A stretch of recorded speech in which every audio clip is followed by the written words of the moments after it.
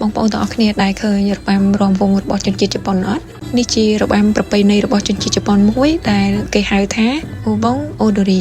របាំនេះគឺគេធ្វើឡើងជាការជូនពរនៅក្នុងឱកាសពាក់កណ្ដាលនៅរដូវក្តៅដែលជប៉ុនគេហៅទៀតថាសូជឺមីម៉ៃបើនិយាយពីការចាប់ផ្ដើមវិញដែលមាននារីស្លៀកសម្លៀកបំពាក់យូកាតាជាសម្លៀកបំពាក់ប្រពៃណីពួកគាត់គឺជាអ្នករាំបើកឆាកហើយចំណែកអ្នកនៅខាងលើទៀតនោះគឺមានបរិបទដែលអ្នកនៅចាំវាយស្គរគឺវាយជាបទភ្លេងនិយាយទៅនៅក្នុងកម្មវិធីមួយនេះមានអ្នកច្រៀងមានអ្នកវាយស្គរជាភ្លេងហើយមានអ្នករាំមានទាំងនៅលើឆាកទាំងនៅក្រោមឆាកអ្នកនៅក្រោមឆាកហ្នឹងគឺអ្នកទៅចូលរួមនឹងឯងចាមានគ្រប់ជាតិសាសន៍មិនមែនមានតែជនជាតិជប៉ុនទេហើយអ្នកដែលចង់ចូលរួមកម្សាន្តទាំងអស់គឺចូលរួមដោយសេរីអត់តម្រូវឲ្យទិញសម្បត្តិចូលទេអ្នកដែលចង់ចូលរួមក៏ចូលរួមទៅហើយមើលទៅពួកគាត់គឺរាំដោយសប្បាយរីករាយមែនទែនបងប្អូនហើយគឺគ្មានការឆ្លោះប្រកែកពីតបគ្នាអីទេមើលទៅសន្តិភាពហ្មងនៅក្នុងចំណោមអ្នកចូលរួមហ្នឹង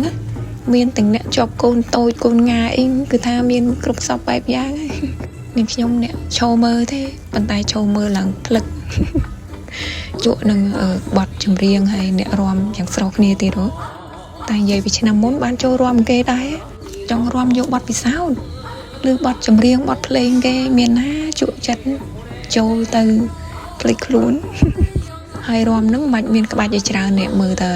ទៅពួកគាត់រាំលើកដៃលើកជើងអីចឹងទៅតាមគេតាមឯង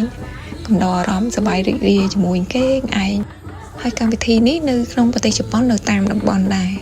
នៅតាមតំបន់ខ្លះហ្នឹងនៅតាមមុខស្ថានីយ៍រថភ្លើងនៅតាមទីធ្លាវត្តនៅតាមសហគមន៍ឬនៅមុខផ្សារអីចឹងហើយមុននឹងគេចាប់ផ្ដើមកម្មវិធីនឹងឡើងគឺគេរៀបចំមុនបែរជាមួយទឹកមុនអីទៅមានការបញ្យោចង្គៀងគោមពណ៌ក្រហមហ្នឹងមកជុំវិញនឹងមកល្មមមកថាមានអ្នករាំ